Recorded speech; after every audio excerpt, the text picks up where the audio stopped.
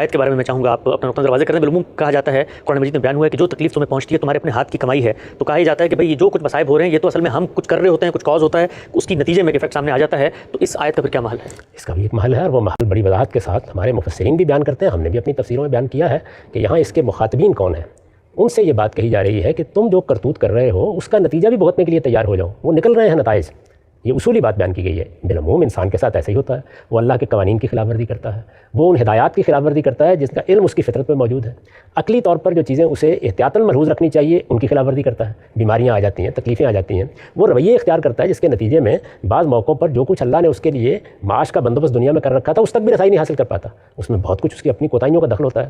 اسی طرح کا معاملہ قرآن مجید کے مخاطبین کے ساتھ تھا. ان پر بھی جو معاملات آ رہے تھے وہ ان کو سب کو اللہ کی طرف نسبت دیتے تھے. تو انہیں بتایا گیا کہ اس میں کتنی چیزیں ہیں کہ جو تمہارے کرتوتوں کا نتیجہ ہوتی ہیں، لیکن بہرحال وہ آتی اللہ کے اذن سے ہیں اور سب اس کی مشیت کے تحت ہیں. یہ مشیت رضا کے معنی میں نہیں ہے، یعنی اس نے اپنے بالا تر ارادے سے اس دنیا کے بارے میں جو فیصلہ کیا ہے اس کے تحت آتی. آپ سے بات آپ نے واضح کی، اشاعرہ، ماتریدیہ اور معتزلہ مختلف